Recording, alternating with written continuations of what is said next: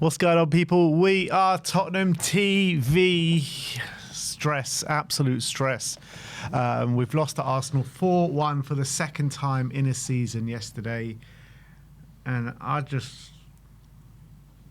that our biggest aggregate score in the Premier League? It's got to be against Arsenal, yeah, for sure.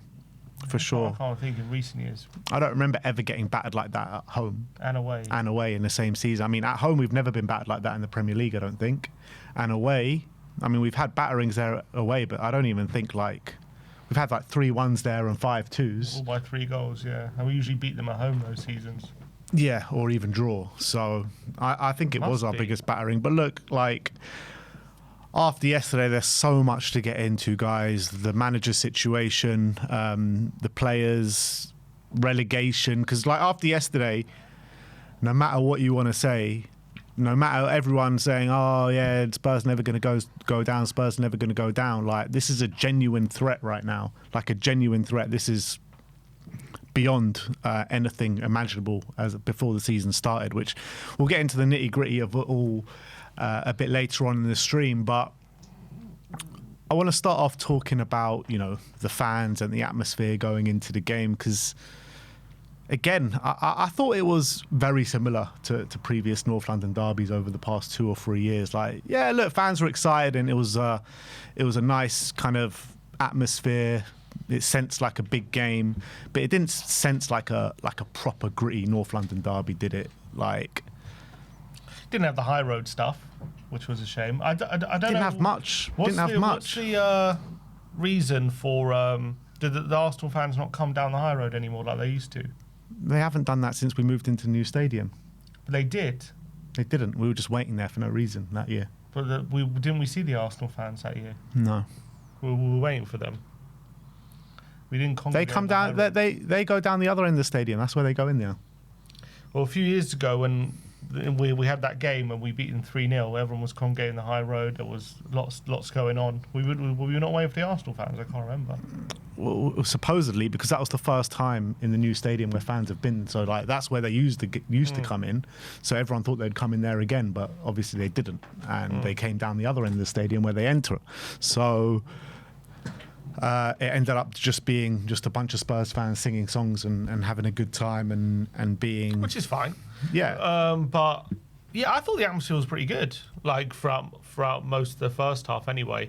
Look, until it died down. It's good in a sense that for a big game, but I still think for a North London derby, it wasn't that gritty feeling that we used to have back at the old stadium, and the sense of complete vitriol, you know what I mean? Like the North London derby should be. And I've seen pictures as well from the fans that are sitting next to the away end, and it's just that fourth goal or that third goal goes in. I don't know which picture it was, and you just see fans smiling. You just see fans taking pictures of the away end and stuff like that. And I'm just thinking, what is going on with this football club, man? You've got people smiling as goals are going in for Arsenal in the home end. What the hell is going on? It's modern day football, isn't it? Tourists. This is beyond modern day football, man. This is disgrace. It really is a disgrace. How are these these tickets were so hard to come by yesterday, and you've got people that are sitting in there smiling as goals are going in. That is gut wrenching, man. It really is. I just couldn't believe what I was seeing. Some of the pictures coming out of last night. Yeah, I mean,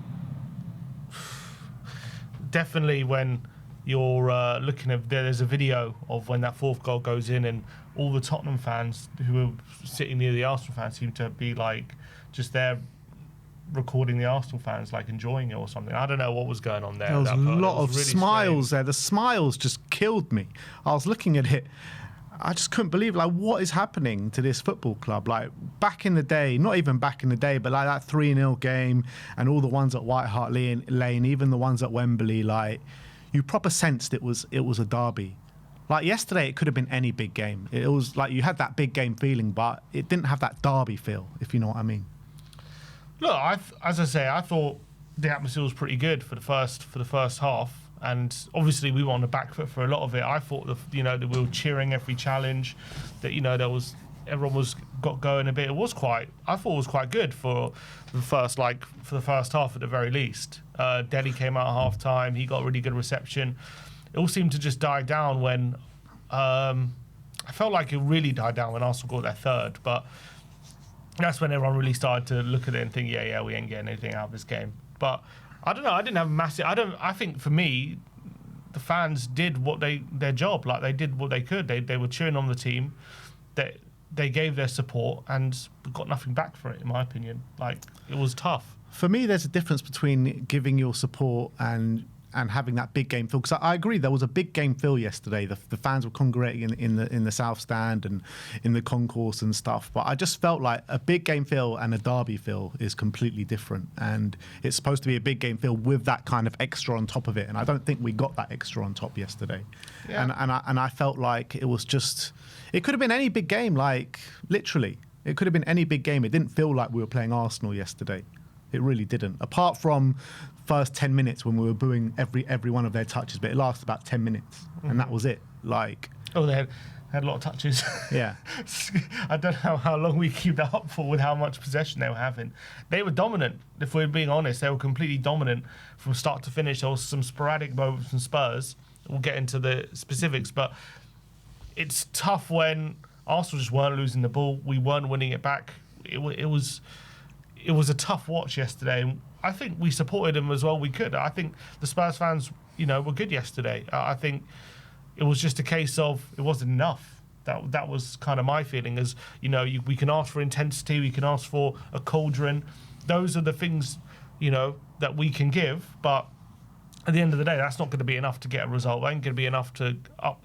I think the players at the beginning of the game were striving off it a bit. There was a few tough challenges going in, but once they started to wane, once the intensity started to wane, once Arsenal really took the game away from us, all of a sudden there was just that sinking feeling, I think. But the cauldron, it wasn't a cauldron yesterday. We didn't put them under enough pressure. Yeah, a few boos in the first 10 minutes, but it's not enough. It's not enough. We need to keep it going, and we need to be more intense and more aggressive from the stands. And I don't think we got that yesterday, as much as it was probably one of the best atmospheres of the season. But that's not saying much. It's really not. So I was pretty disappointed with the fans yesterday, particularly after seeing those pictures of Spurs fans or supposed Spurs fans smiling when Arsenal goals are going in. Like, yeah, but what are you supposed to do? It's not gonna. When the game is going as it is. I think the fans did really well that they were supporting until they really took the game away from us. And then what are we supposed to do? Just keep cheering when they're putting 3 and 4 past us? You know what I mean? It's just it's never going to happen in any stadium in the Premier League. There's going to be a disgruntlement. They're going to give up hope. And there was nothing really to cling on to hope-wise on the pitch, to be honest, for much of that game. But I'm not even talking just about the game. Like, even pre-game, like where was the whole Derby Day feeling and atmosphere pre-game? It wasn't there. You saw people congregating on the concourse like they do in any big game. Like, where was people lining the high road? Where was people? Where was the excitement? Where was the buzz? As soon as we got onto the high road, we couldn't even hear Spurs fans as we were walking through that alleyway. We'd be like, what is going on here? And as soon as we got onto the high road, it could have been any game, literally. Take your pick. You know what I mean? That is not Derby Day for me. And this is kind of like what I fell in love with Tottenham doing, going to Derby Day, seeing the people lining the streets, hurling abuse and that banter that you give to the Arsenal fans on Derby Day. Like, this is not the club. This is not the club I grew up loving. I'm sorry, it's not. Moment. Huh? Nostalgia merchant. I am a nostalgia merchant, and that's what it should be. Football. Tottenham Hotspur has changed dramatically over the past 20 years, and that kind of element of it has been sucked out of this football club. It really has. Yeah, I think it's a football problem, much more than a Tottenham problem, definitely in the Premier League. But for sure, we had it in that game, as you say, when it was the first game in North London derby with fans back in stadiums, and you really felt the atmosphere. But I think a lot of clubs are struggling to really build that atmosphere we used to get, when we were growing up, and especially before that. I think the demographic of fans who are now going to games, the prices of tickets, all that contributes. And Tottenham is very much a sanitised experience now. With a lot of corporate seats. It's a lovely plush stadium, but what you get with that is a different demographic of fan, I feel, a lot of the time. And yeah, but the old demographic is still there. yeah, but they're older now, aren't they? I mean, you need the younger fans. That's what you really need. That's who creates the atmosphere, and a lot of them are being priced out. you've got people in their 30s, their 40s that still would have been around in that time. There's still a large portion of those guys. I've seen younger guys as well that have the same feeling as me. So, I mean, where was it all yesterday? At least a small part of it. There was nothing. There was literally nothing. So you can't just blame it on just because we've got a big stadium now and we've moved into this big plush stadium and there's corporates around it. Like, where's everyone else? I'm saying it's priced. I'm telling you, who makes the atmosphere is the younger fans, people 25 and below. That is the core of your atmosphere. And when we're charging the prices that we charge and the demographic of fans is getting older and older, Tottenham have a fairly older demographic fan base, it seems, who goes to the stadiums week in, week out. I'm not saying the global fan base. I'm saying, because globally, we do have a lot of younger fans, because a lot of them, especially globally, came in from the Poch era and the Champions League run, all that kind of stuff. And we meet them all the time, people who call in, a lot of younger fans. But in terms of people who go week in, week out, the demographic of the fan that goes to Tottenham is a lot older. And that is a big problem. We've not done a good job of getting a younger set of fans into that stadium. I don't know the stats. This is just a feeling I get. I reckon if you look at the data, I reckon the proportion of younger fans isn't as big as maybe other clubs. And that is what we need to focus on. You need junior concessions, making it more accessible for younger fans, a newer generation. And they are the ones who create the atmosphere. I don't know what the demographic is of that big Wall of Sound South stand, but I don't think that too many of them are 25 and below. And that's the core of the new generation of fans who usually are the ones who are the most energetic and create that atmosphere. And we need to do a better job on getting them more involved. That's the reality. Fair. I mean, look, aside from that, let's get into actually what happened on the pitch, because I felt, and I think you felt the same, that Igor Tudor got it wrong from the get-go in terms of the lineup that he chose, albeit two players that haven't been great this season or haven't seen too much football this season. Radu Dragusin and Bissouma, I felt had good first halves, and they were fighting for the cause. And I felt Dragusin was putting Gyökeres under a lot of pressure in the first half, albeit he did leave him with a bit too much space for him to bend it. That went just past the post in the first half. But what I got from watching that game yesterday, it didn't feel like too much of a departure of what we've seen from Thomas Frank. That's the reality. I think if you're going to play wing-backs, this is exactly what I was saying in the preview. If you're going to put Spence at left wing-back and Gray at right wing-back, you've basically neutered both your wings, because you only play wing-backs. The system we played yesterday was extremely narrow, 3 defensive mids or 3 central midfielders, 2 players in the front line, and 2 very wide wing-backs creating the width, and 3 centre-backs. So you're basically saying, we're going to really congest that centre, we're going to clog it up and make sure Arsenal aren't playing through us, but the 2 wing-backs are going to hold the width, and they're going to be the ones basically in charge of owning those wide areas. So going forward, if you're all going to get forward, you need Gray to be getting up there marauding. You'll need Spence to be getting up there marauding on the left-hand side. And if you're going to play Gray and Spence on the wing, you basically had no width, because Spence, every time he gets the ball, because he's always wants it on his left foot, he has to take a touch, and he either has to go back or he has to cut inside. He doesn't like going down just try to take on the whole team. He doesn't like just going directly down the touchline. We know that. We've seen him enough in that role to see that. And he's not the most offensive anyway. But if you're going to play him at wing back, he has to be on the right, because at that point he can drive with the ball on his better side and put them on the back foot. He can't do it on the left. And you saw when he got moved over to the right, straight away he puts on a decent cross for Richarlison. Exactly. And if you're going to play Gray, you can't play him at wing back, because I don't think he has the energy and the speed to be up and down that wing. He's not the most offensive as well. He's much more of a technical kind of, he'll put his foot on the ball, he'll find a few passes, maybe decent in build up. But he's not going to be taking anyone on. He's not going to be marauding down the right-hand side, putting in crosses or anything like that. So again, it was a bad decision. I think we looked a lot better when Tell came on. You made a suggestion, do that. That's what United have done with Diallo in previous games under Ruben Amorim, and Diallo looks decent in that position. I think he had to be brave if he's going to play this 3-5-2. You're going to have to be brave with one of the wing backs. And I think it was safe. It was way too safe, and I think it meant we had nothing going forward on the wings. Through the middle, we were completely dominated physically, and Moani wasn't able to. Basically, it was him up against Saliba and Gabriel every single time, and they had him for dinner every time the ball went long. Xavi, every time he got on the ball, he was extremely isolated as well.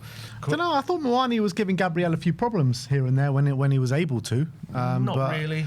I mean, he scored first of all, which was obviously a Rice mistake, and he should have scored another goal. The other goal should have counted.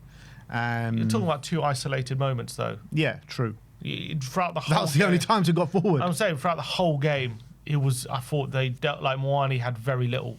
He did his best he can, but we offered very little going forward. To be honest, we weren't able to play through them. Arsenal had their press absolutely spot on. Our build-up was tragic throughout most of the game. It just basically meant us punting it forward. However, I did feel like there was a bit more intent to press them. There was a bit more intent to go man-to-man. We were a bit braver off the ball than we have been, I would say, compared to the game at the Emirates. Obviously, the result was the same. But I think the game at the Emirates was a bit different in the sense that in that game at the Emirates, we were sitting extremely conservatively, very, very low and very passive, and just giving them all that space around the central areas, and they just picked us off. I think in this game we were actually a lot braver off the ball, but they were still too good for us. They were just playing it around us. We were pressing them, but they were just little clips around the corner, quick one-touch passing, 1-2 passes, they were in on goal every time. And so I think the intent was there, but the quality just wasn't there. We were just opened up so easy. It was just an easy day for Arsenal. Arsenal were just levels above us. I didn't think they were at their very best, but they were so much better than us. They were as good as they need to be. It felt like it was men against boys out there. That's what it felt like. Yeah, it was. And you look in the second half, I thought something had to change at half time, because it was 1-1, but like we were clinging on. Yeah, we were clinging on for dear life. I think from the first 5 minutes they had 3 chances, didn't they? Yeah, like it could have been 3-4-1 at half time and no one's batting an eyelid at that. Like we clung on to a 1-1. We somehow got ourselves back in the game directly after they scored. They scored what? Our only shot at the half? Yeah. And then at half time nothing changes, but we started the game with intent because Xavi Simons has that chance right at the beginning of the half. And then from then on, it was just like another onslaught. And you could see the players on the pitch were just waning in belief, waning in physicality, everything. Like, we had no answer to... And at least in the first half, we could show a bit of aggressive nature at the back. And Dragusin was doing well. Van der Ven was going in for a few full-blooded challenges. But that completely stopped in the second half. And I thought Dragusin was really poor in the second half. Van der Ven looked like he'd given up. With half an hour to go, it seemed as though everyone had given up. Like the players and the fans, like everyone. Yeah, I think once we went 3-1, it was like this game isn't going this is not... I think in these kind of games, I don't think anyone expected us to come into this game and play them off the park, or anyone expected us to be better than Arsenal. Everyone maybe expected us to, if we can match them in fight, or even want it more than them and put them under pressure, maybe you can get a draw out of it or even sneak a win just by sheer grit and determination. But unfortunately, I think we had the grit and determination, but it wasn't enough. It wasn't enough on the day. Arsenal matched us for physicality and just had the quality to overpower us. And I think for that last half an hour, clearly, I think we put in a lot in that first hour in terms of physically. We were pressing them. We were trying to go after them in terms of off the ball. But every time we got the ball, we couldn't string 3 passes together and end up going long. So we're just under constant pressure, getting the ball come back at us. And then once you're putting a lot of energy off the ball, once that started to tire, we just didn't have the energy coming off the bench to change it. We had, Gallagher was out on his feet. He had to come off on the hour. What does he do, by the way, Gallagher? Yeah, great question. Yesterday, what the hell what did he actually do yesterday? Like, it felt like he was just running around like a headless chicken with no sort of quality at all. What was his job yesterday? What was he doing? He was anonymous, really. Wasn't really doing much. He was supposed to be a fighter for us. One deflected cross in the box, and that was it. Yeah, he weren't able to do anything. But once as well, that you could see the gaps were opening wider and wider as the game went on, and we were running out of energy. And look, if we had other players to bring on, could we have maintained some sort of intensity? But we just didn't. We had some attackers to bring on, but we didn't have midfielders and defenders, and those are the ones who were really tiring, I felt. And you'd think like they would learn their lesson a bit from the 4-1 defeat. at the Emirates earlier on in the season, right, where Eze had all this time in the world to shoot and score the hat-trick and Trossard, blah, blah, blah. In this game, we conceded 4 goals. We could have conceded a lot more. But every goal that they scored, they just had acres of space. I just don't get it. Like that Gyökeres's first goal, man, he's on the edge of the box. He's got like so much time and space to pick where he wants to shoot and rifle it into the top corner. It's just like Eze, his first goal, he has time to kick it up and volley it into the back of the net. Like, how do we have 3 defenders on the pitch in the back line and these guys have got so much space? So I think there's different reasons why there was space. If you go back and watch the game in the Emirates, they had space because we literally just stood off them and everyone was just basically in a line in our own box and just said, look, if you're going to shoot from there, you can do whatever you want. As long as you don't get near the box, we'll let you do whatever you want. So we were very, very passive and just allowed them to do what they want outside the box. On this occasion, when you look at the goals that we conceded, they had space because they just completely opened up. We went man to man, and as soon as like Eze beat someone, all of a sudden that space opens up. And because we were brave, it cost us in that sense as well, because we were a lot braver in this game off the ball than we were in the game in the Emirates. But Arsenal were just too good, so they would just beat a man, open it up, and all of a sudden the space is there, and they had all the time in the world to put it in because you go man to man. Once one man loses once one man loses a player, all of a sudden someone else has to come out of position, and then all the space it all breaks down. Basically, the system breaks down and it's all over the place. So I think there's 2 different reasons why there is space near our box in this game compared to the other game. It doesn't make it any better. It's just a different reason. The first goal, I mean, I look at that first goal. Saka. At one point, it looked like Sarr had won the ball, and everyone starts cheering. I don't understand how Sarr doesn't pick up that ball. He just let it through. I don't know how. It was his ball, and he just lost for a split second. He loses sight of the ball, and bam, Saka's gone in behind him. I looked at, I paused it when the ball goes in. First, we'll go through Gallagher's legs. He has to cut that out. There are 9 Tottenham players in the box. 9 Tottenham players, and there is 9 Arsenal players in and around the penalty box. So it's very, very congested. But it's incredible how there's 9 Tottenham players in the box, yet Eze has time to flick the ball up and volley it without anyone getting near him. How is that possible when you have 3 centre-backs, you've got 3 centre-mids, they're all in the box, they're all near him, yet no one is able to get near Eze while he flicks the ball up and volleys it home. It is such... it's so bad, the defending for that goal, and didn't get any better as the game wore on. We were getting carved open by Arsenal time and time again. The quality, it was just, a lot of the time what would happen is they would play a long ball, we would Dragic or someone would head it or try and pass it, we would lose the second ball, and then bang, 1-2 passes, they're in on goal, and they would have a big chance. Whereas earlier in November, it was more we ceded possession to them and we just allowed them to do what they wanted, and they had the quality to open us up even if we were in a low block. The second goal, if you watch again, I paused it when Timber has a ball on the right hand side. He just fires it kind of a low driven pass into kind of the central area, and at the back post they had a 3-on-2. They had a 3-on-2. Gyökeres, Eze, and Trossard was up against only Paulinho and Dragic. Gray hadn't tucked in fully. He was, because maybe he's playing a wing back, he hadn't tucked in. He was caught up the pitch. Eze just dummies it to Gyökeres. Dragic follows Eze, and Paulinho is not close enough to Gyökeres because he's thinking of Trossard behind him because Gray's not close enough. So it leaves Gyökeres all this space, and bam, he one touch and fires it home. And but again, that's because we're going man to man, and if someone is too late or someone's not on their man, Gray wasn't close enough to Trossard, but Paulinho was worried about him, and bam, Gyökeres makes it 2-1. The third goal, absolute shit show, that goal of defensive mishap after mishap. Long ball to Dragic. He heads it aimlessly to no one. I can't remember who. I think it was Rice nips in. One pass, Eze, quick pass into Saka. He's 1-on-1. Van der Ven makes a tackle. Is that the one where Bissouma lost the ball? I think it was maybe Dragic was trying to head it to Bissouma. It was a horrible header from Dragic. Wasn't there one where Bissouma was on the ball and he just conceded possession in the middle of the park? It might have been that one. Maybe Dragic headed it to Bissouma, but it was led from a really poor header from Dragic. And they again 1-2 passes. Literally, Saka's on his bike as soon as they lose the ball.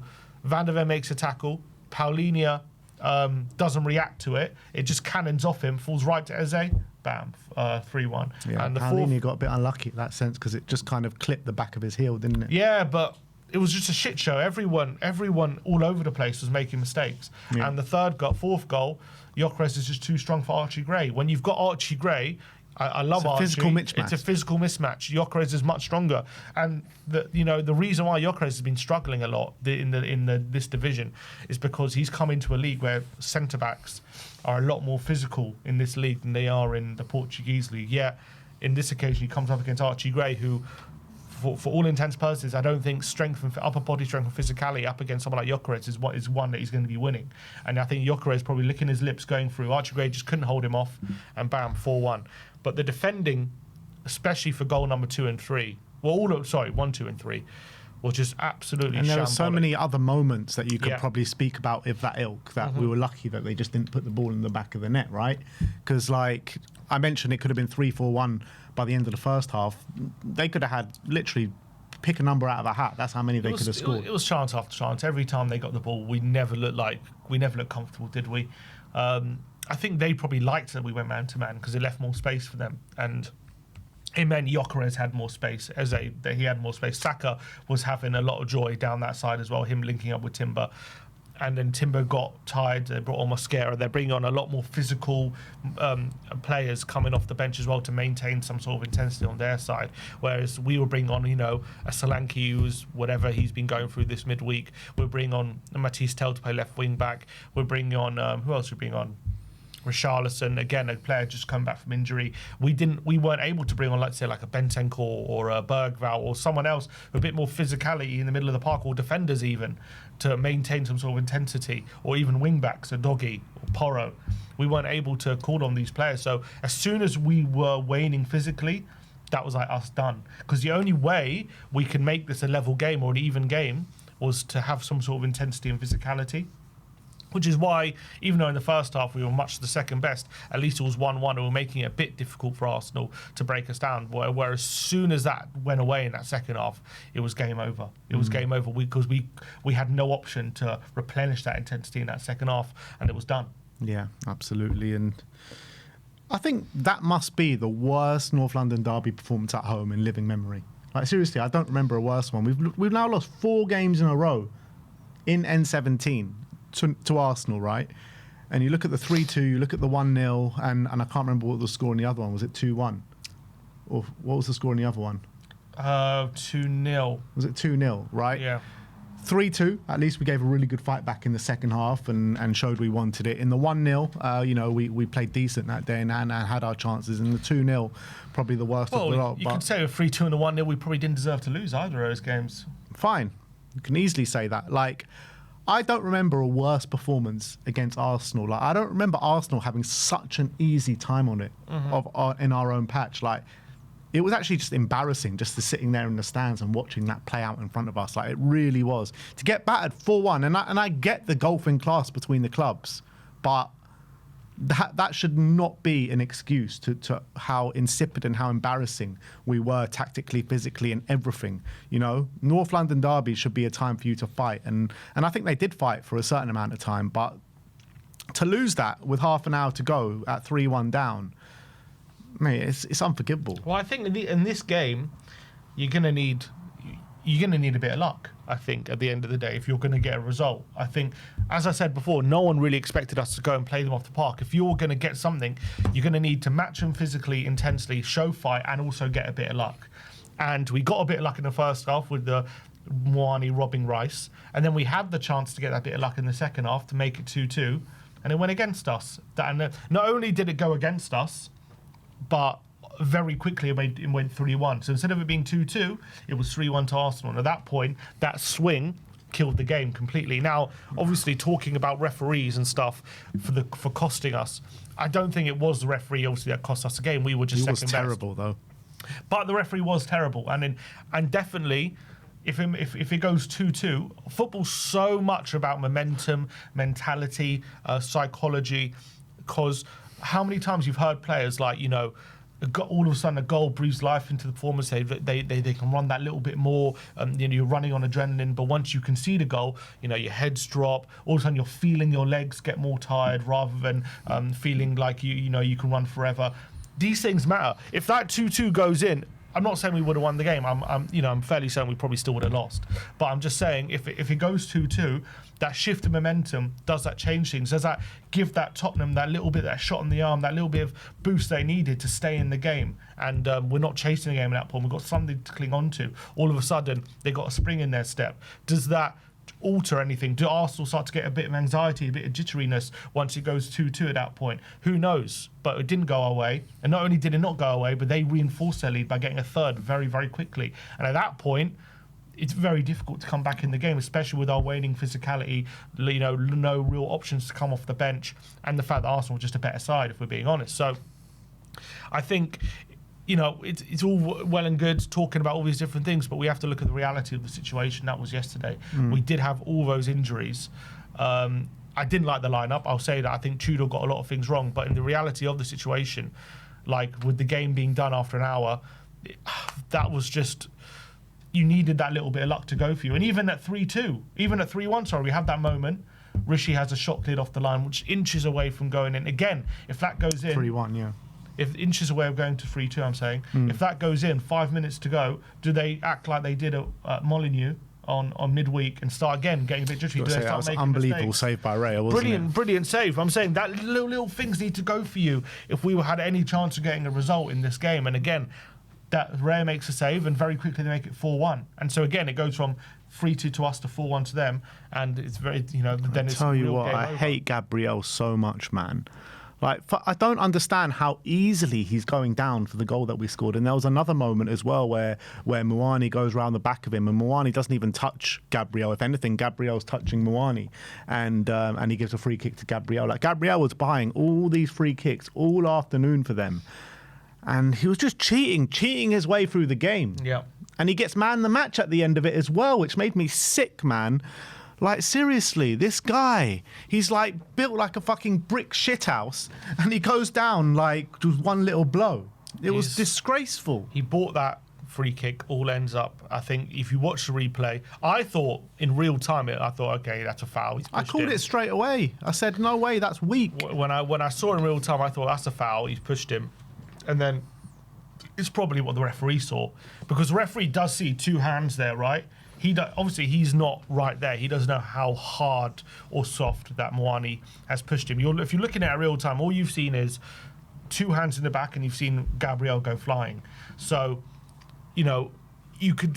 There's probably justification in his mind. Okay, that must be a hard push. You look at the replay; he barely touches him. There is contact there with the hands on the back, but there's barely a push there, I would say. It's barely any contact. He kind of touches his back rather than pushes it, and Gabriel goes absolutely flying. It's clever defending, because it's one of those where VAR is going to look at it, and I know how VAR thinks. They're not going to say it's clear and obvious because there is contact with the arms on the back. So they're going to say, well, it's not a clear and obvious error because he could have pushed him, so we're not going to overturn that. So it's very, very clever defending. I also think if the goal stands on the pitch, VAR doesn't overturn it either, and they give the goal. But unfortunately, referee gets absolutely done by Gabriel. He buys that free kick, but it's so frustrating considering as well how we've been punished this season when Ekitike scores up against Romero for having two hands. But it is a clear push, by the way. That's a clear foul. I actually think VAR should have got involved because it was such a clear foul, yet that doesn't get overturned. I think that we had one at West Ham as well early in the season where Romero scored, and the referee rules it out when the replay doesn't show an obvious foul whatsoever. Yeah, that gets ruled out. Yeah, this one, it's we're getting basically punished for these things, and yet when it comes to this on this occasion, Arsenal. And how many goals as well Arsenal score where they're being physical and they're pushing players around in the corners, and they can never get punished for it. Literally 90% of Arsenal's corner goals should be disallowed if that one's disallowed. Yeah. You know what I mean? It's ridiculous. The whole thing is ridiculous. And like, Spurs have been punished so much over the past 2 weeks with the Romero sending off and with that goal as well being disallowed, where in the same week, I called Romero as a red card, and I thought it should have been a red card. However, when you see the decisions that have been made over that same same game week with Romero being sent off, and those players are not sent off, and they don't get 4-match bans, but Romero gets a 4-match ban out for this North London derby, who could have made a big difference. And then you have this one as well, where so many decisions similarly has gone the other way against us, and it's just like, how unlucky can one club get? I think Spurs fans and Spurs have a right to be frustrated with that situation, and who knows what would have happened. But at the end of the day, if you take the whole 90 minutes into consideration, obviously you can't look at... We deserve nothing out of it, You can't look at that moment and say, that was the moment that cost us, because it wasn't. It was the whole game and whatever. But, as you say, football is goals change games. How many times we heard that? And at 2-2... going into the last half an hour. If Tottenham go into that last half an hour with something to hang on to, rather than going into it chasing the game, obviously it's going to change the trajectory of what happens. I'm not saying that means we win or even draw. It just changes it. It does change the complexion of the game, because all of a sudden we have something to hang on to and cling on to and to fight for, rather than having to be open all the time and having to leave ourselves exposed because we're chasing the game. I'll tell you what, though, we talk about this threat of relegation, and some of the things I saw from those players in those last half an hour is suggesting to me that these players are not up for a relegation fight.